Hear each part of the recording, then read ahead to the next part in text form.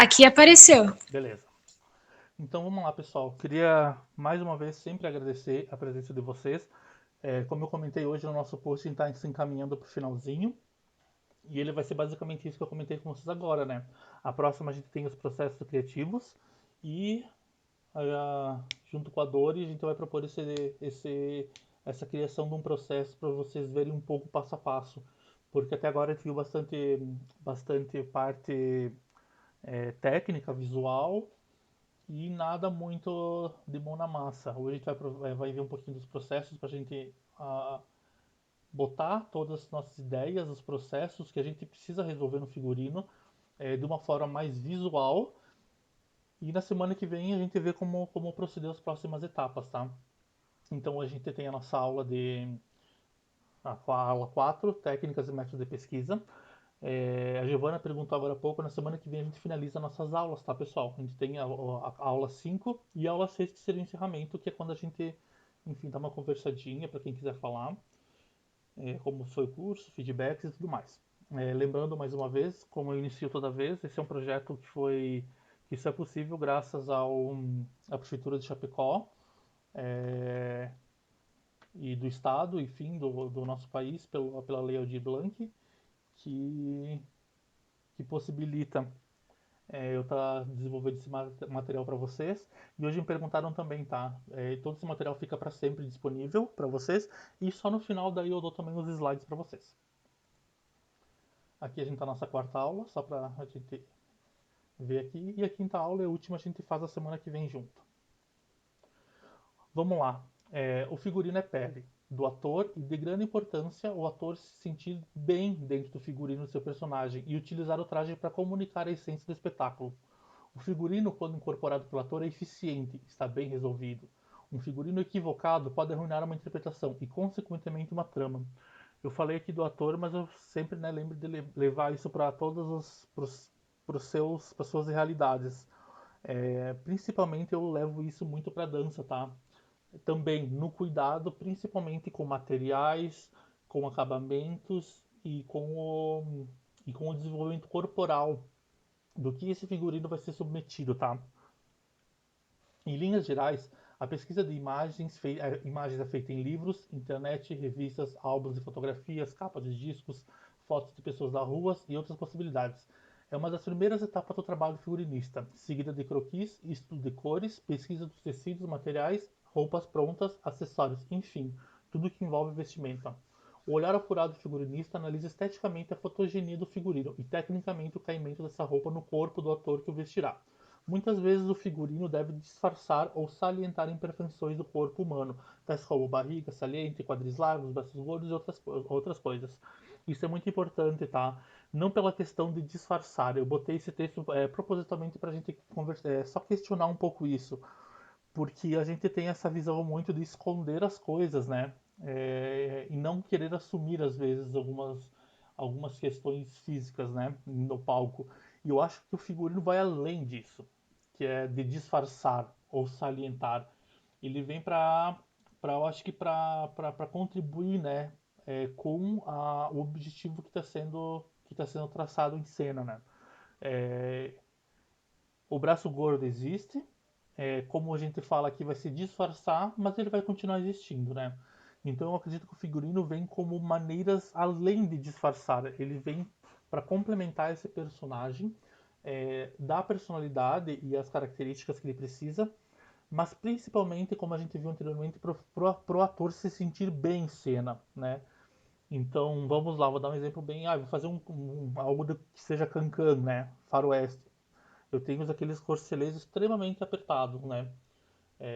Que as mulheres usam, a saia e tudo mais. Aquilo é extremamente desconfortável para usar. A gente sabe que existe toda uma questão estética que precisa ser transpassada através daquele figurino, mas para que botar o desconforto é, num personagem que já vai acabar interferindo no desenvolvimento dele de texto, na respiração, em todas as outras questões que podem, enfim, complicar muito.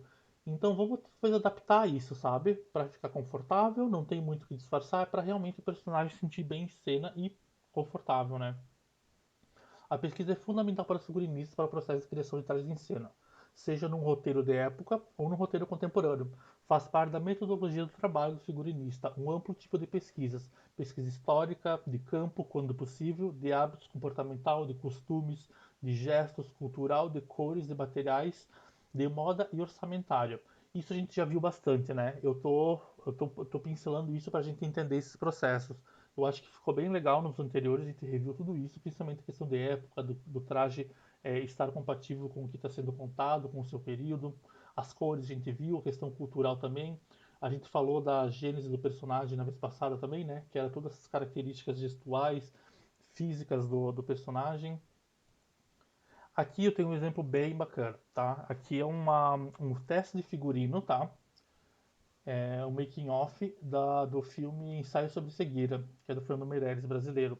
E aqui do lado a gente tem uma pintura referência, que é do Pietro Bruegel. E a gente consegue olhar a semelhança incrível que tem, né? A, a estética é a mesma em questão de fotografia, né? De colocação dos personagens. É claro que em tempos diferentes, né? Em períodos históricos diferentes. E isso adaptado para a realidade, né? Então, é muito fácil ver a semelhança e como essa adaptação fica bem resolvida, né? Quando é colocada, quando a gente tem um referencial, uma imagem, algo que nos dê um norte. Aqui eu tenho outro exemplo bem rápido, que é o croquis inicial da para Alice nos Países das Maravilhas. A gente conversou bastante sobre esse personagem, né? Eu acho ela bem, bem marcante para a gente sempre lembrar dela como um referencial. A criação do figurino é um processo artístico, de onde arte e design e seus diversos aspectos se reúnem para produzir um elemento comunicador. Parte-se de referências visuais, de bagagem cultural, mas acrescenta-se o uso de novas tecnologias.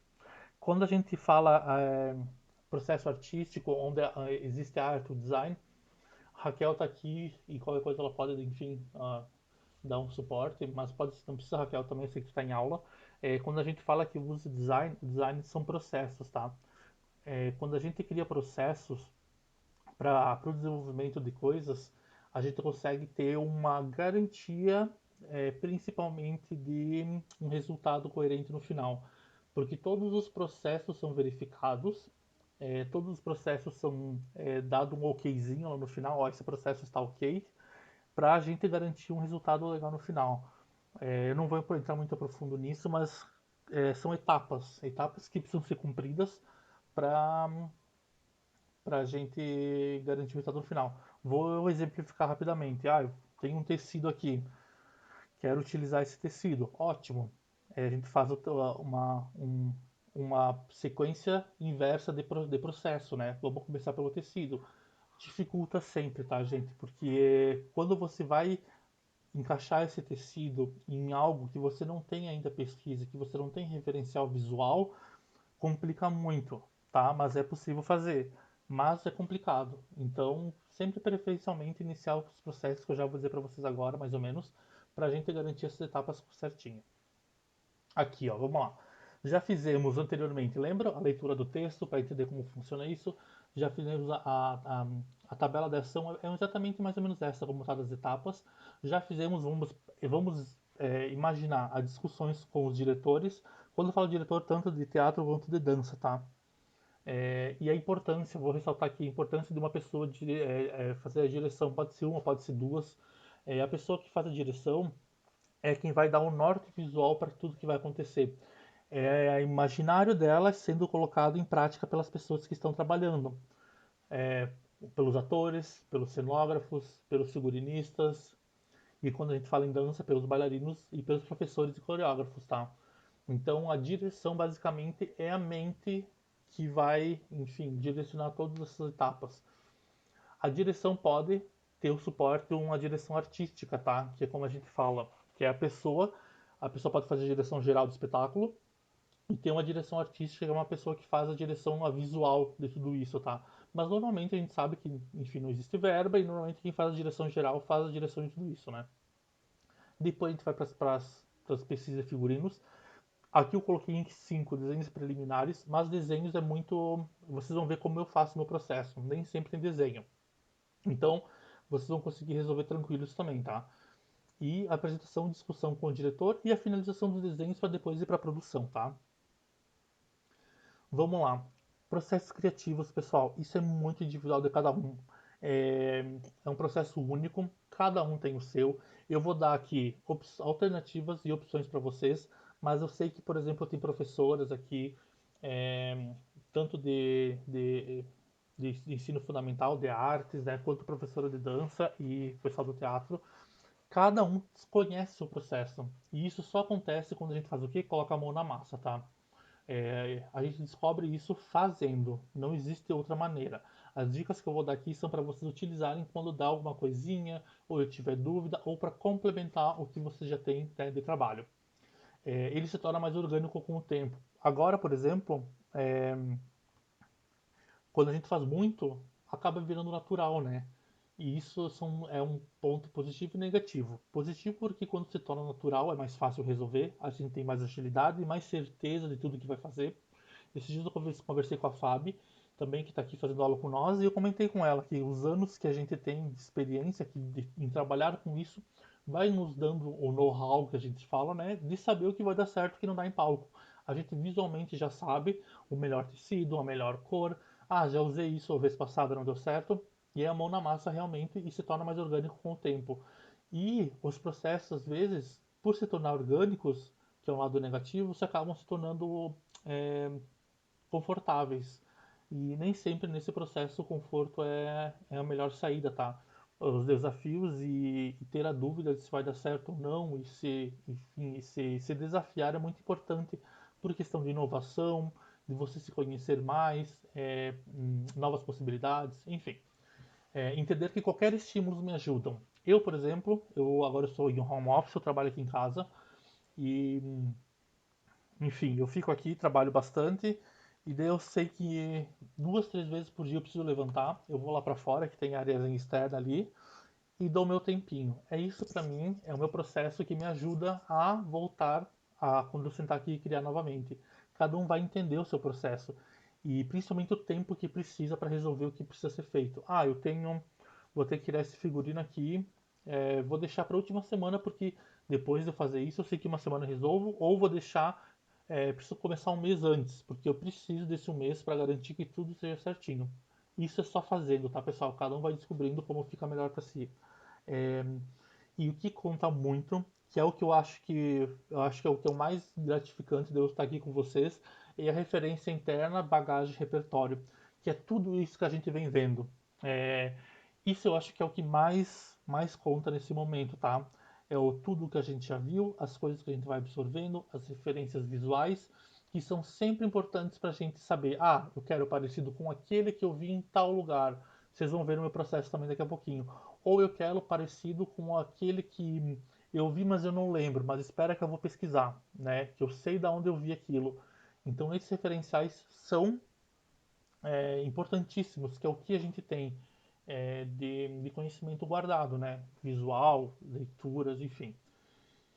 E um processo muito importante é que a ideia inicial sempre é a primeira ideia depois de outras ideias que vão surgir. Então eu vou ter a ideia inicial, depois a ideia a partir da ideia, e assim decorrente.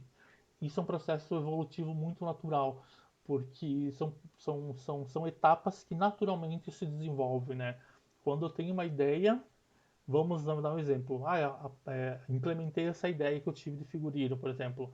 Ah, mas se eu tivesse feito de tal maneira ou incluído isso, essa já é uma ideia a partir da ideia, né? É um melhoramento que pode ser feito na base que eu já tenho para as próximas vezes, ou para minha próxima aplicação, na minha próxima oportunidade de criação de figurino, né? Vamos lá, pesquisa de figurino, agora na parte prática, tá? Livros, revistas, fotografias, pessoas na rua, internet e clipes. Eu basicamente uso sempre o Google e o Pinterest, tá? E livros, dependendo muito do que for. Eu tenho bastante uma coisa de moda aqui, de, de semiótica, tenho bastante clipe, tenho alguns DVDs aqui e é basicamente o que eu utilizo. Mas pela rapidez, tá? Pela facilidade, a internet é muito boa. O que eu posso dar de dica para vocês? Para ampliar quando a gente faz essas buscas. Busquem em inglês, mudem sempre a linguagem que vocês fazem a busca, tá? Vai lá no Google Tradutor Eu gosto de fazer sempre busca em inglês e em alemão. Faça um teste uma hora para vocês verem e coloque, por exemplo, roupa de balé, né? Fui lá, fiz a busca em português. É, balé costume, que é o que eu falo em inglês. Faz a mesma busca para você ver a quantidade de alternativas novas que aparece e traduz para o alemão, que eu não sei agora como é que é. E vai e coloca na busca em alemão para vocês verem. Cada língua que a gente troca, as referências são diferentes, né?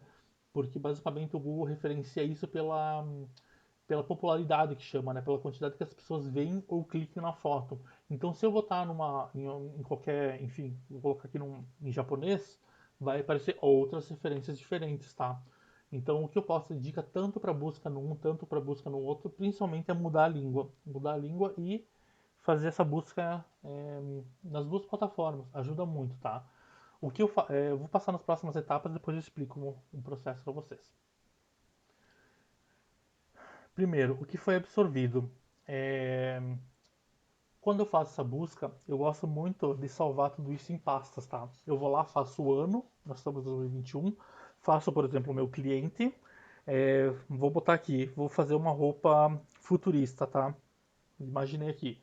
Eu coloco lá, 01 futurista. Eu vou salvar todas as imagens que me remetem a isso. É, Tanto de figurino, quanto de referencial de fotos.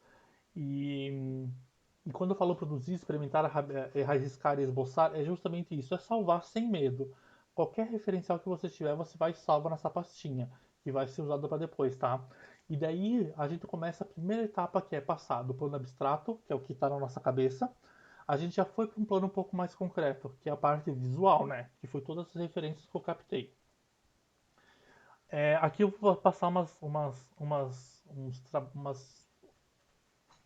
é que eu posso falar para vocês? Me fugiu a palavra. Uns Analogia, Rafa? Isso, pode ser também. Uma analogia, uns experimentozinhos simples para vocês conseguirem fazer, irem além do básico que a gente sempre vê, né? Que a imagem nos diz muito, mas às vezes a gente na pressa não consegue parar. Eu botei essa imagem do pombo, tá? Um pombo voando. Eu comecei a lembrar palavras, qualquer palavra, tá? Por isso que já falo, é livre associação. Podem ser palavras de coisas abstratas ou não. E eu botei ali, pombo, voar, paz, liberdade, pureza e celebração. O celebração me veio porque tem muita gente que solta os pombos no final, né? Enfim, pureza talvez pelo branco, liberdade por estar voando. E eu faço uma ligação com umas imagens aqui do lado. Aqui eu botei céu, que é onde ele voa.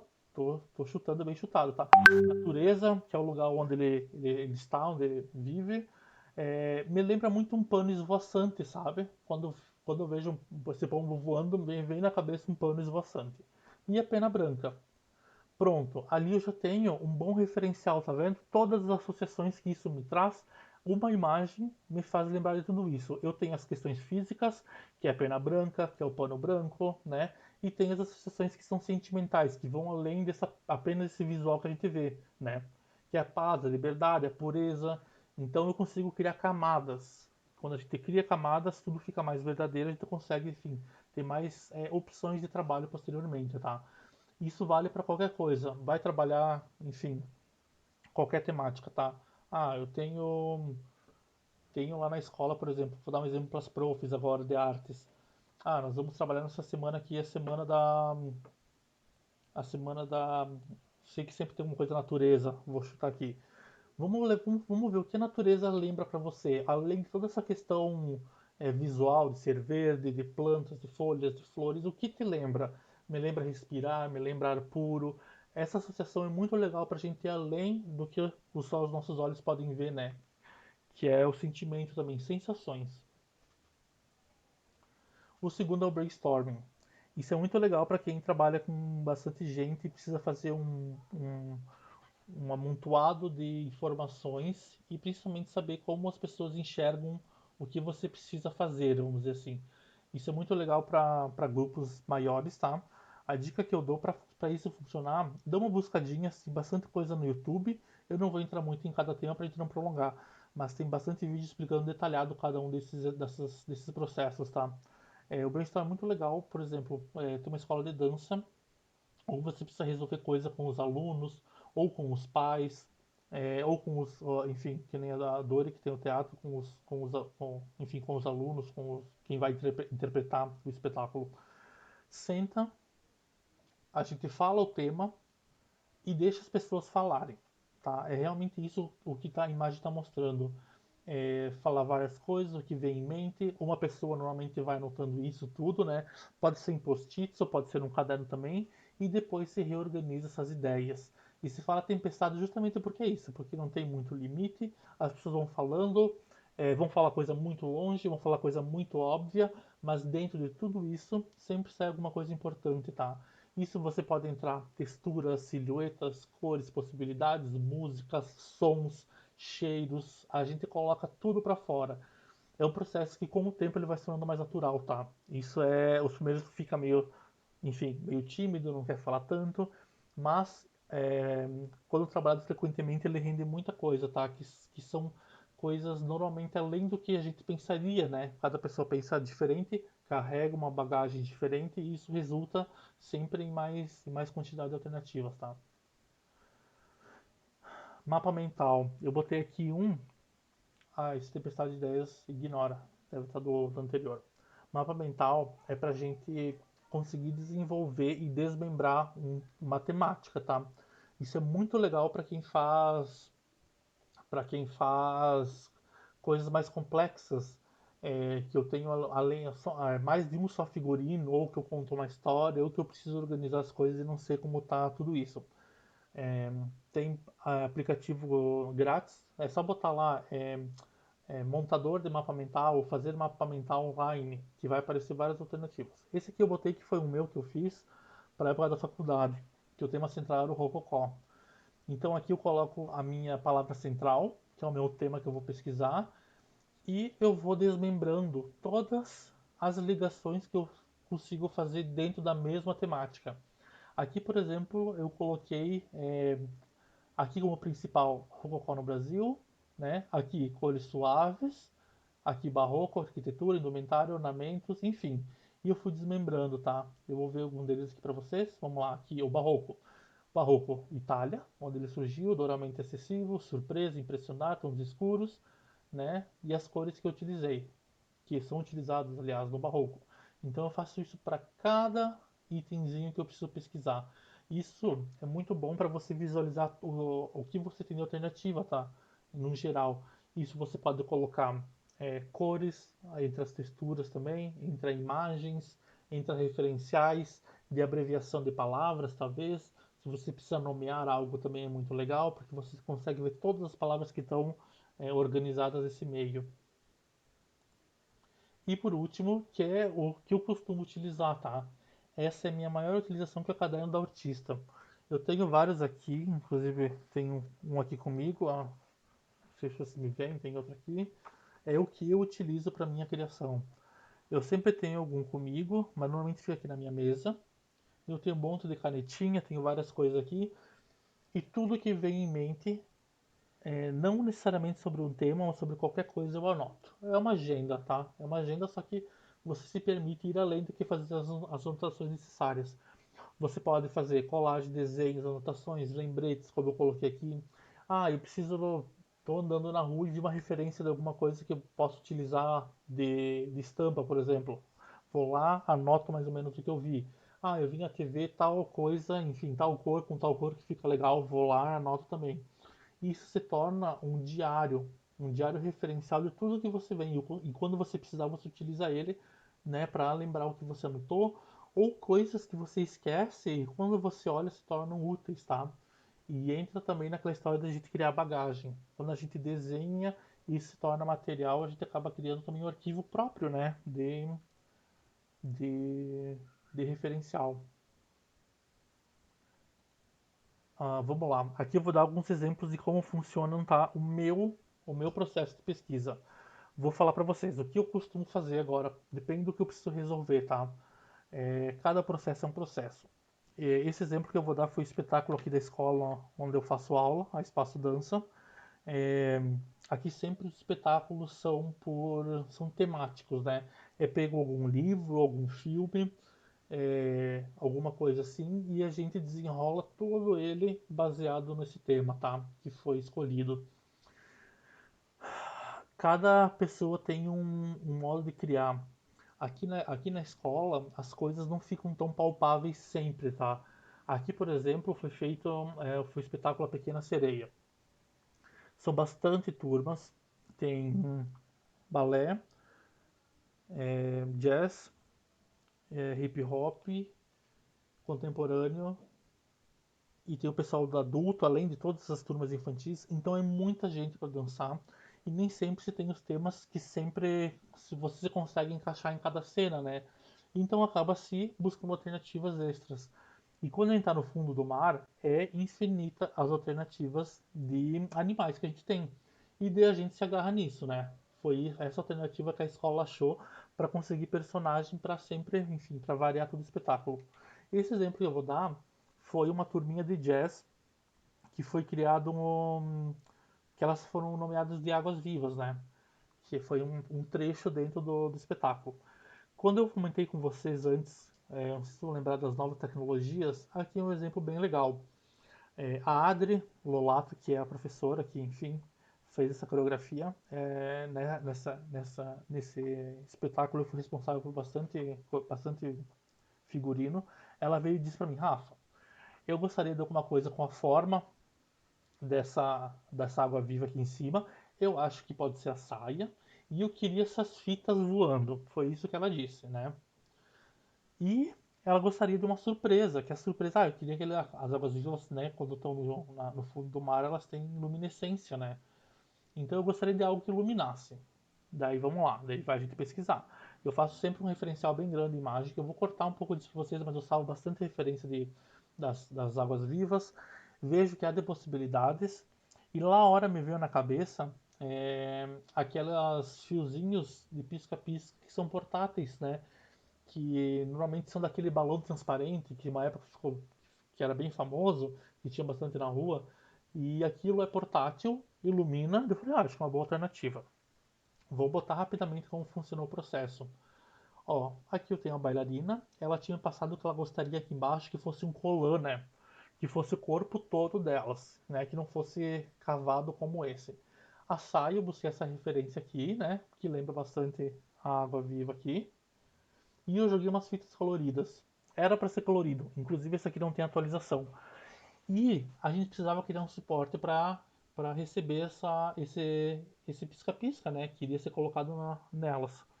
Então eu criei isso aqui, ó, como se fosse um colete de tiras de tecido mesmo. Eu deixei bem aberto isso, que foi mandado para confecção, né? Faça um experimento, vê como fica melhor, se pode ser tecido ou se pode ser o elástico mesmo, para fazer a fixação dos pisca-pisca. Mostrei isso pra Adra, ela falou, não gostei do colorido. Eu falei, então vamos fazer branco. Eu acabei nem alterando nessa foto aqui. Então a gente vem para essa aqui, ó. Eu tenho aqui a roupa, tá, executada, bem simples. E aqui eu tenho aquele coletinho que eu falei pra vocês, né, ó. Opa, deixa eu ver aqui. Aqui, ó. Desculpa, aqui. Que foi feito de tecido, né. Dá pra ver aqui, eu acho que nos detalhes, que tem todo o pisca fixado. E aqui o botãozinho de liga e desliga dele. Então na próxima a gente tem essa surpresa aqui, que no meio da coreografia todos os bailarinos ligam esse pisca-pisca. E a gente consegue o efeito que gostaria, né?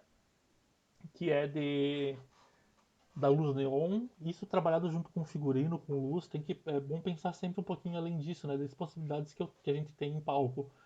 Então aqui a gente tem um efeito enfim, das águas vivas luminescentes no fundo do mar. Um figurino bem simples, mas por ele já ter esse efeito visual, surpresa, né? Não precisa mais que isso. Vamos lá, vou pegar desse mesmo espetáculo. Aqui a gente tem as enguias, tá? Essas enguias aqui a gente já tinha uma, uma roupa, eu vou mostrar pra vocês agora. Era essa roupa aqui, tá? Ela tem textura, vocês podem ver comparado ao anterior, ó. Ele é todo texturizado, né? A enguia de verdade. A gente já tinha essa roupa de um ano anterior, que foi utilizado para referenciar cobras, que era do Pequeno Príncipe, que foi outro espetáculo. E a gente tinha esses dois personagens principais, que é o Juca, eu não vou lembrar o nome deles, que são os, enfim, os capachos da Úrsula. A gente tinha duas personagens que deveriam ser eles. A gente já tinha esses macacões prontos e a Carla comentou: Rafa, vamos ver se tu consegue fazer alguma coisa pra diferenciar esses dois personagens dos outros e manter a mesma roupa, né? Enfim, daí por alternativa foi criado esses duas alternativas em cima da roupa que elas já tinham, né? Foi feita a aplicação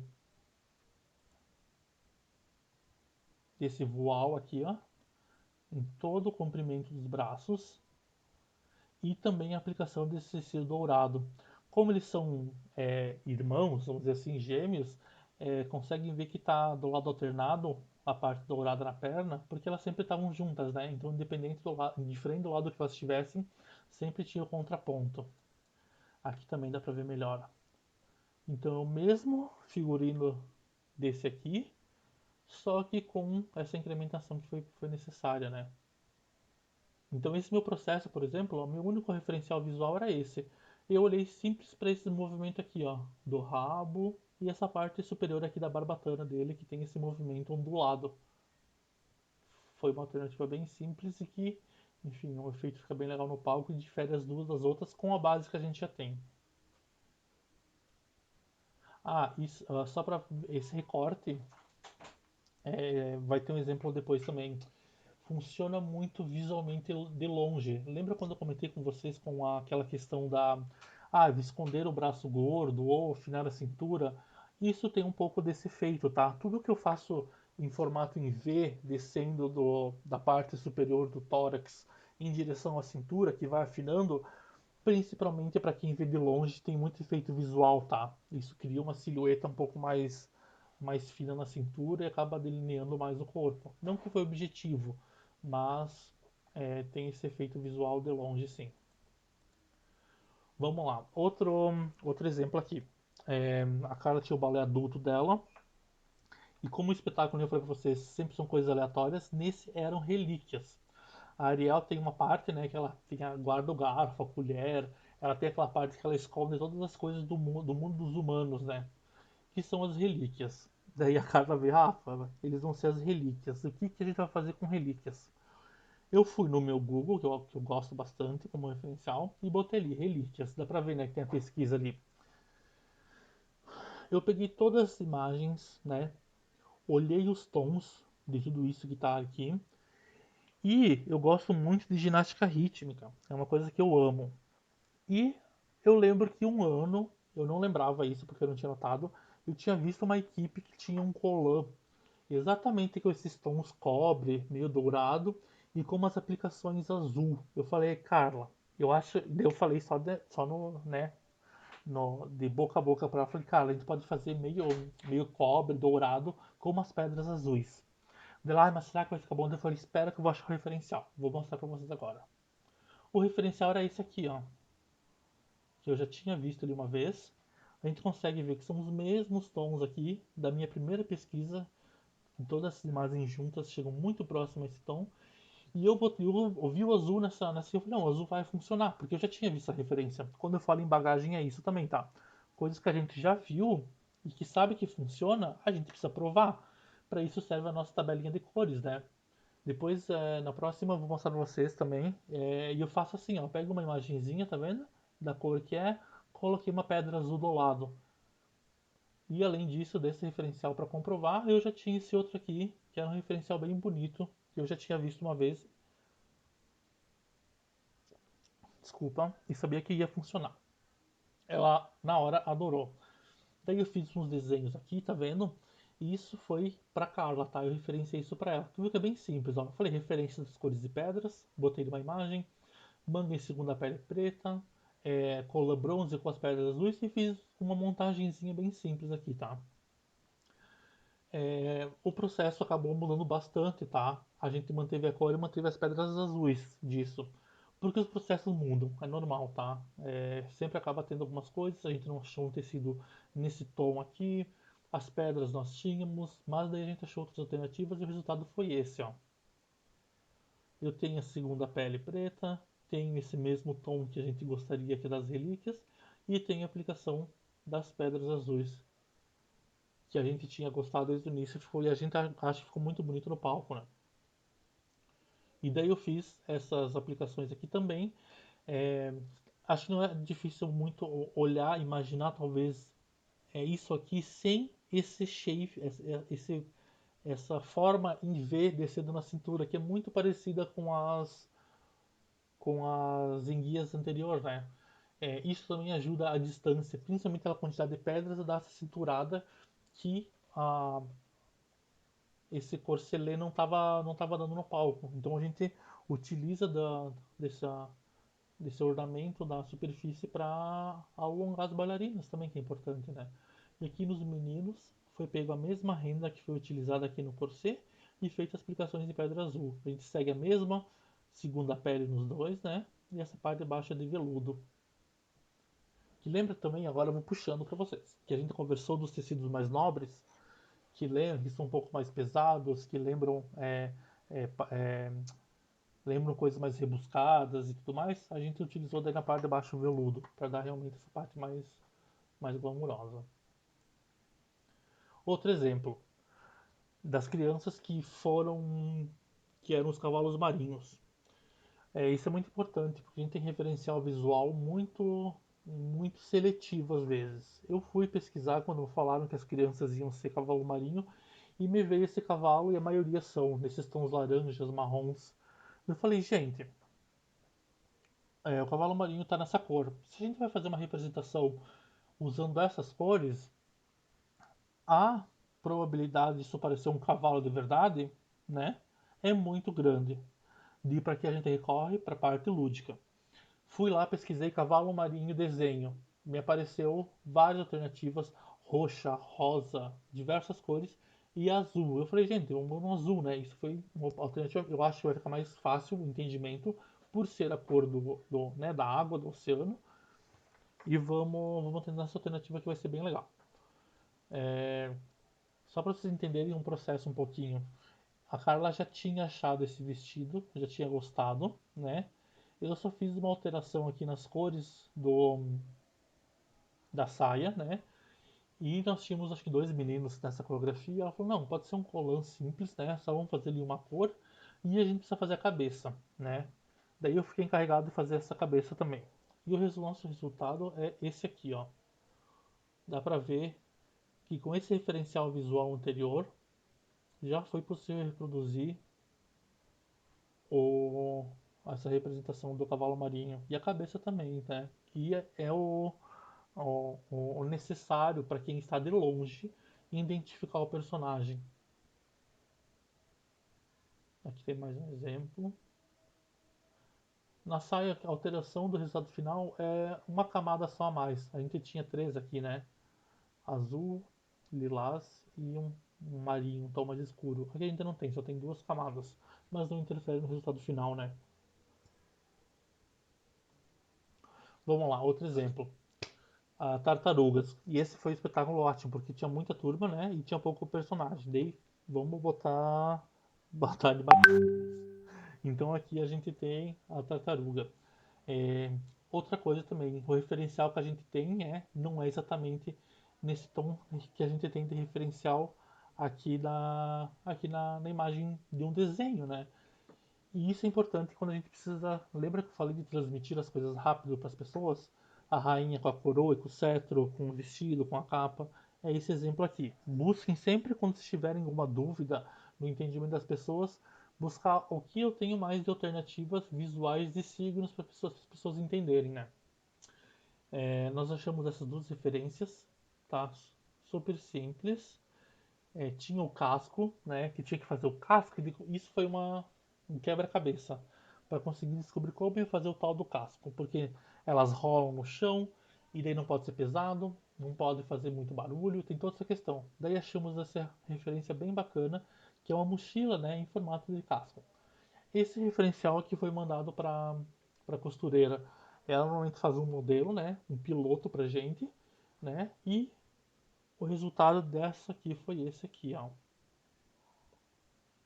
A gente tem um figurino bem próximo. Isso aqui, a costureira que fez por conta, né? O nosso referencial era liso. Ela fez com brilho, mas a gente gostou muito. E vai daquela que eu falei antes, né? Da pessoa que faz também já ter muito conhecimento, já ter bagagem e saber e sugerir algumas coisas a mais, né? Que a gente não imagina, não planejou, mas que funcionam super bem. Esse é um exemplo bacana. Aqui tem elas, ó. E quando elas se abaixam ou viram de costas, dá pra ver aqui. Deixa eu aproximar pra vocês.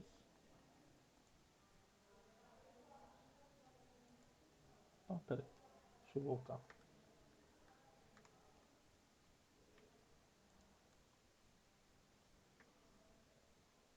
Aqui. Nem vou aproximar pra não dar erro, tá? Mas aqui dá pra ver o casquinho delas, foi feito de feltro mesmo. Bem simples, mas super visual e resolve bem o que precisa ser resolvido, né? Que é a identificação do personagem. Vamos lá. Nesse processo, a importância não está apenas no criar, mas no transmitir o que se pretende, fazendo com que o público perceba, ainda que de forma intuitiva, a mensagem ou os signos que estão representados nos figurinos. Eu botei essa frase no final justamente para a gente comparar com o que anteriormente foi mostrado, que são esses signos, que é o que a gente precisa fazer para o público entender, né, o que o figurino representa, que é o casco, que é a cabeça, porque, né, é um vestido comum,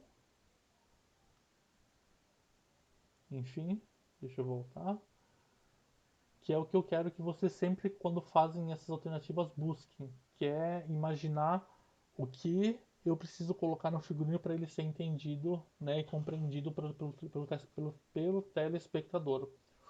Nessa próxima etapa, é, esse é o meu último slide, a gente vai fazer, eu vou mostrar para vocês o processo, tá? Deixa eu voltar aqui minha tela.